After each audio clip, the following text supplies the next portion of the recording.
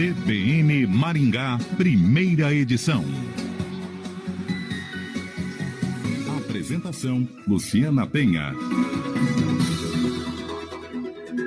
9h34. A gente fala agora sobre arbitragem e mediação de conflitos. Para entender esse assunto, nós estamos recebendo aqui no estúdio o presidente da Câmara de Arbitragem e Mediação do Brasil, Rafael de Almeida, está aqui com a gente. Olá, muito bom dia, tudo bem? Olá, Luciana, tudo bem? É um grande prazer estar aqui hoje, falar um pouco sobre os métodos adequados de soluções de conflitos. Antigamente eram métodos convencionais, hoje utilizamos métodos adequados de soluções de conflitos. Então, Rafael, explica para a gente, primeiramente, né, o que é a Câmara de Arbitragem e Mediação do Brasil.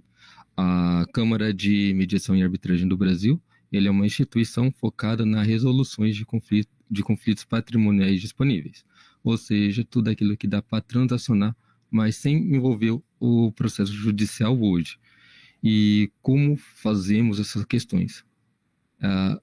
A empresa ou pessoa jurídica ou física traz o litígio e durante uns 3 meses acaba sendo solucionado, independente do Poder Judiciário, independente das questões que envolvem toda a burocracia do Poder Judiciário hoje no Brasil. Mas a arbitragem é definida por lei? Existe uma lei que define, que regulamenta a arbitragem no Brasil? Existe, é a Lei 9.307/96, onde que caracteriza e molda a Convenção de Arbitragem. Hoje temos também dentro do Código do Processo Civil, que é do CPC 2015, tem um artigo completo falando sobre a competência da arbitragem, a competência do árbitro, né, que vai configurar a figura do juiz. Uma vez nomeado o árbitro, ele vai ter o poder decisório e dessa poder decisório ele vai proferir uma sentença que não cabe nenhum tipo de recurso. E ele tem um limite base para prolar essa sentença, que é no mínimo 6 meses, contando ali com a aceitação das partes, a aceitação do árbitro, e consegue fazer mais a celeridade do processo, independente do valor, independente da situação em si. E por que é mais rápido numa Câmara de Arbitragem do que no Poder Judiciário? Costumamos brincar que você entra hoje com um processo, mas não sabe quando que vai sair uma sentença. E dentro da arbitragem, além dela não ter um tipo de recurso, você consegue. Ela não tem nenhum tipo de recurso? Não tem. Ela é passível de nulidade, mas a nulidade do juiz togado, ela não vai apreciar o mérito da sentença. Então, a competência do árbitro sobre a sua decisão, ela é fixa sobre a arbitragem e não ao juiz togado. Ele não vai interferir no julgado, ele vai interferir nas questões do relatório e competência do árbitro. E porque o resultado de uma mediação pode ser anulado. Pode. Pode ser anulado. Anulado com um processo judicial. Sim. É muito difícil. Dentro do Brasil hoje, 60% das ações são passíveis de nulidade, mas agora com o entendimento do STF, o STJ, acaba equiparando a sentença arbitral com a sentença judicial. Então, o que dificulta muito esse possível tipo de nulidades. E quando vai para uma nulidade, volta para a Câmara para algum tipo de correção, nunca compromete todo o procedimento arbitral. E vocês, por exemplo, têm uma causa jogada ali de 1 milhão, 2 milhões de reais, por exemplo, e numa justiça como isso vai demorar em torno de 10, 30 anos para ser resolvido. E na arbitragem tem essa celeridade. Além da competência das partes escolherem quem que vai julgar a causa pela expertise e como será julgada essa causa. Se é perante a lei do Código do Processo Civil ou por algum tipo de estatuto ou algum regramento da imprensa ou da imprensa, ou algum regulamento internacional, se for alguma questão envolvida internacional. Então, exatamente que tipo de processo pode ir para uma câmara de arbitragem? Um processo que envolve relações de consumo? De consumo, trabalhista, empresarial, transporte, todos aquilo que pode ser transacionados. E tem os direitos de família. Que pode ser transacionado? Que pode ser envolvido troca, por exemplo, tem valores como danos morais, compra e venda, exportação e isso exportação. Já está no contrato? Um contrato comercial já está escrito, isso descrito, que se houver algum conflito, ele vai ser resolvido pela arbitragem? Sim, existe uma cláusula que antecipa o litígio, que vai estar lá. Qualquer litígio disputado, esse contrato vai ser resolvido pela arbitragem, pela Câmara X, ou pode estipular também quem que vai ser o árbitro julgador, se vai ser um ou mais, aí forma um tribunal. Já as custas, se vai ter mediação ou não vai ter mediação, se vai direto para um julgamento em si. Então, as partes podem antecipar esse conflito e quando surgir algum tipo de execução, algum tipo de quebra de contrato, já vai estar dirimido como que vai ser julgado. Então, as partes conseguem antecipar esse prejuízo e dando mais facilidade ali para o final desse processo. Quando chega uma causa para a gente, está parado no Poder Judiciário há 10, 15 anos ali no processo, principalmente casos envolvendo o inventário, a gente chega numa mediação, conseguimos acabar com esse conflito ali em 2, 3 dias ali de conversa. Então, temos 3 tipos. Tem a conciliação, mediação e arbitragem. A mediação, onde que vai pôr as partes para uma conversa, um diálogo, como um acordo, tentar chegar num consenso comum. Não resolvendo, vai para uma arbitragem, que ali o árbitro vai aplicar a sua decisão em cima. Mas é preciso que as partes estejam de acordo que aquela questão vai ser discutida numa câmara de arbitragem. Sim. Precisa estar de acordo. Se não tiver nada mencionando no contrato ou no objeto, vai fazer ali um contrato chamado de compromisso de arbitragem e vai notificar a outra parte, convidando ela a comparecer. Se ela não quiser ou tiver uma recusa, aí vai para o Poder Judiciário.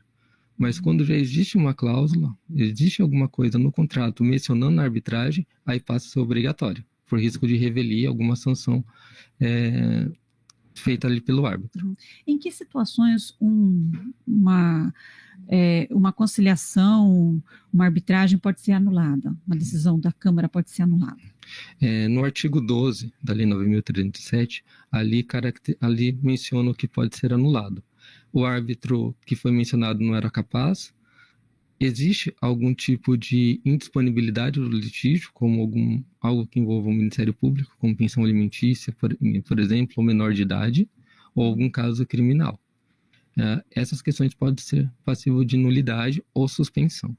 Mas quando bate na porta do Poder Judiciário, muitos advogados, ele entende que a nulidade ele vai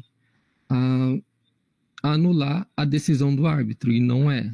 O juiz ele não vai entrar no mérito da questão, ele só vai apreciar quem foi o árbitro, se as partes nomearam realmente aquele árbitro, se não houve alguma pressão para aceitar a arbitragem, e não tendo essa questão não vai ser anulada. Mas digamos que o juiz entenda que há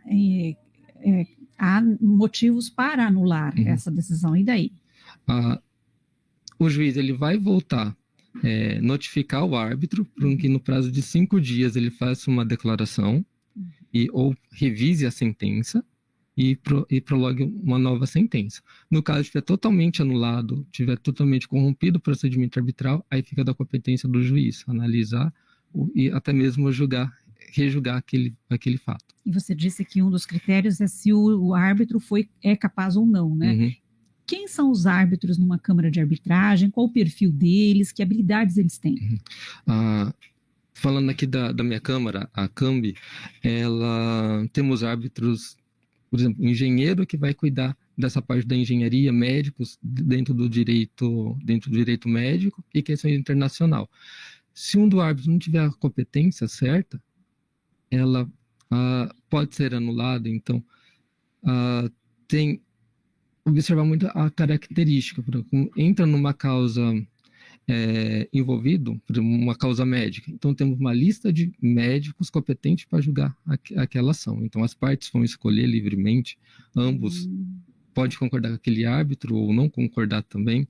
Então, temos ali uma lista ali de 5, 6 pessoas para julgar essa causa, para dificultar mesmo. Então, quer dizer que o árbitro ele tem a formação, geralmente, na área em que aquele litígio se deu? Sim. Não precisa ser advogado.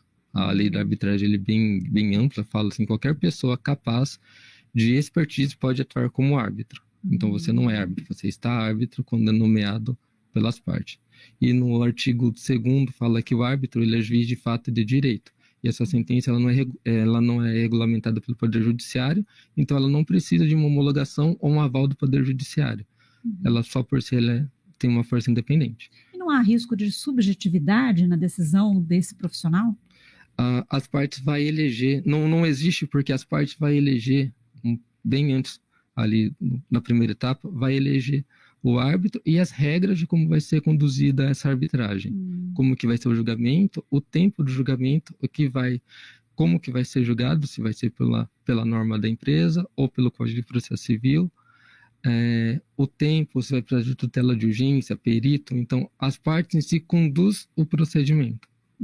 Bom, você falou que você é presidente de uma Câmara, existem outras câmaras no país? Sim, existem grandes câmaras, como a Câmara do Comércio, tem a CCI, que é uma das mais antigas, que atua dentro do âmbito internacional, que até foi uma das primeiras fundadas no Brasil, e é uma lei, apesar que ela é lei de 96, ela já vem usada bem antes. Então, em 1820, todos os tratados mercantil, de exportação e exportação marítima, ela é obrigada a ter uma cláusula de arbitragem. Então, ela é uma lei bem mais antiga, mas só que veio ser bem modernizado ali em 96 e com nova atualização em 2015, onde que entra a lei da mediação também. Então quando as partes têm interesse nessa mediação, elas procuram uma Câmara que seja competente para a área delas, para o que elas querem. É isso? É assim que funciona? Sim. Porque, por exemplo, você tem uma questão que foi julgada recentemente, que é da Claro, se não me engano, é da Claro e da Oi, que houve um impasse e foi julgado pela arbitragem. Durou 2 anos esse processo, foi pagada ali uma quantia muito alta, que também passaria sobre o teto do tribunal e iria certamente para o STF e demoraria 50 anos ali. Uns 50 anos demoraria sem brincadeira. Em 2 anos foi... Em 2 anos foi encerrado. Foram 2 sentenças arbitrais, 15 mediações, porque eram vários sócios, mas em 2 anos. Tem um limite base de 6 meses, mas as partes, em comum acordo, pode prolongar ou diminuir. Tem casos aqui complicados que a pessoa pede ao preciso de uma sentença em 15 dias. E dentro do Poder Judiciário você não tem essa liberdade de pedir o árbitro essa sentença em 15 dias. Mas há sentenças em 15 dias? Há sentença em 15 dias. Claro, não é uma coisa muito complexa, não vai ter uma perícia, mas se tiver e as partes pedirem em 15 dias, você tem que dar essa sentença por risco de suspensão de todo o procedimento arbitral. E há, então, inclusão nesses processos de mediação de perícias? Sim. Porque as perícias geralmente são demoradas, né? E cada lado pede a sua perícia?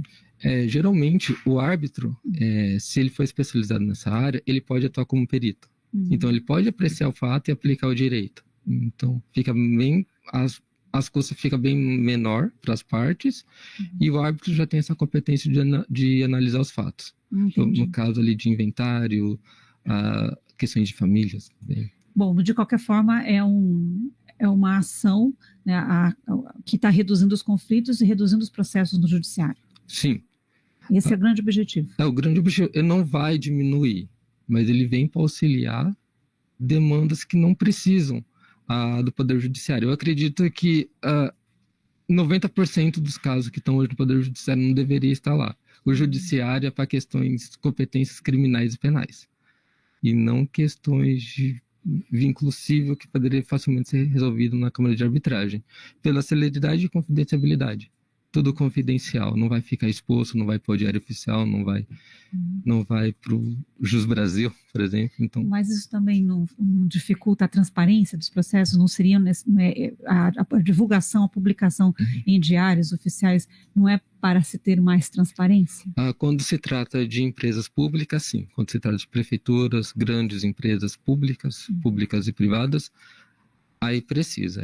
Mas nos casos, mesmo na iniciativa privada, não há interesse público em alguns casos? Não tem. A lei proíbe a publicação de menção, até mesmo para grandes empresários que não pode ter algum tipo de prejuízo divulgando, até mesmo pela concorrência. E algumas empresas têm ações abertas, né, na Bolsa de Valores, Sim. E quem investe nessas ações não tem o direito de saber como é que está.